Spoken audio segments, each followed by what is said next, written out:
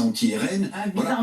Et j'ai en tête cette interview de Serge Klasfeld dans la semaine dernière, où il disait, mais en fait, il faut se féliciter que le RN vienne manifester contre l'antisémitisme.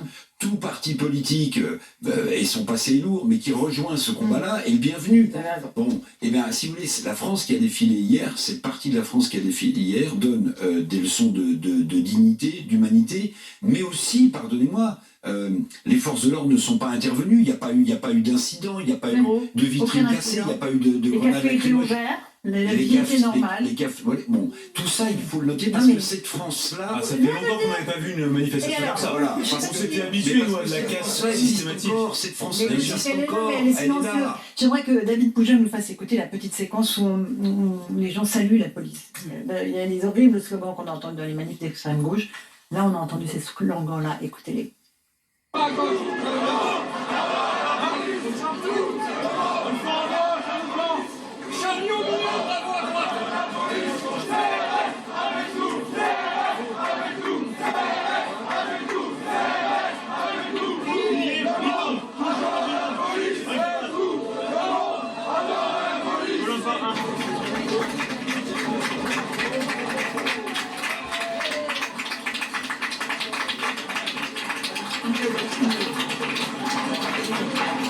Voilà pour cette séquence, tout le monde adore la police. Moi je dis que ça fait du bien. Voilà. Ça faisait longtemps qu'on n'avait pas entendu ça. Et puis j'aimerais remercier tous ceux qui sont venus nous voir, nous les équipes de CNews pendant cette manifestation.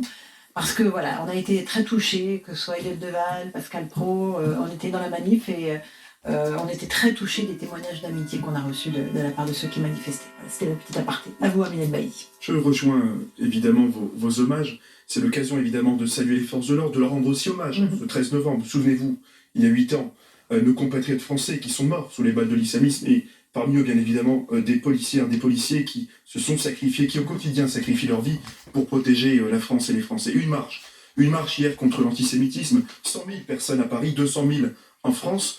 Nous ne pouvons pas laisser cette flamme de la reconnaissance, cette flamme de l'union, cette flamme du sacré s'éteindre. Que faire après cette marche? Nous devons agir. C'est un combat pour la civilisation, c'est un combat pour notre héritage culturel.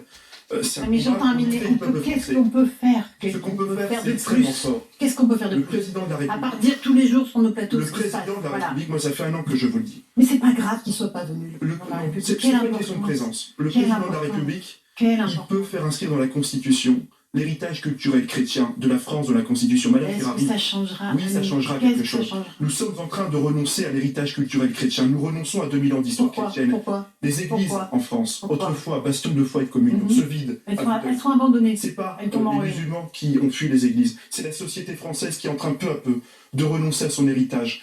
Son héritage culturel. Je ne parle pas du cultuel. Je vous parle du culturel. Il faut aujourd'hui remettre le sacré au cœur. Il faut aujourd'hui faire en sorte que nos compatriotes juifs, nos compatriotes musulmans, nos compatriotes chrétiens qui aiment la France, qui veulent faire union, veulent faire front face aux islamistes, puissent vivre en paix.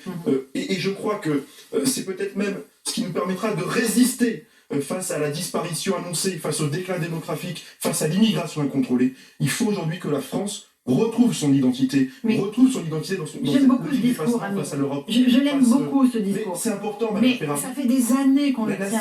Ça fait des années qu'on le tient. La nation est en train de se fracturer de plus en plus. Et j'ai peur que ça ne passe pas que par des discours. Voilà, effectivement, avec le sursaut national. Je ne sais pas d'où il viendra, mais je le souhaite, je l'espère, je l'attends. Et je ne suis pas sûre que ce soit en inscrivant dans la Constitution les racines, si vous voulez. Rachel, un petit mot avant qu'on parle des chants antisémites dans le métro. Oui, alors déjà sur la petite séquence sur la police, je trouve que c'est extrêmement fort que ça se passe pour une marche contre l'antisémitisme. C'est-à-dire que à l'époque de nos grands-parents, ils avaient peur de la police. C'est la police qui leur demandait les papiers. Et que là, on soit dans cette union-là autour des policiers, ben voilà, on a retrouvé en fait cette police qui nous protège. Après, juste un petit mot sur Klarsfeld.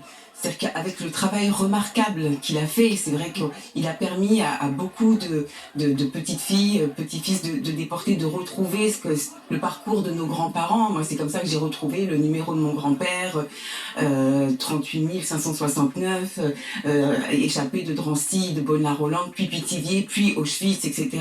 Et qu'il ait eu cette parole-là par rapport au Rassemblement national, le citais de nouveau. Extrêmement fort. Ça m'a frappé, ça. Et après que derrière, on ait une Sandrine Rousseau qui dit « Ah oui, mais le RN est là, ils veulent se blanchir ». Alors déjà, en plus, se blanchir, par rapport au wokisme, je pense qu'elle fait une erreur de vocabulaire. Un petit faux pas. et puis, pardon, mais c'est quand même Écologie Les Verts qui invite les Médines et autres, donc qui a besoin de se blanchir. Voilà. Oui, vous avez raison de leur envoyer la balle dans leur but. On va parler des champs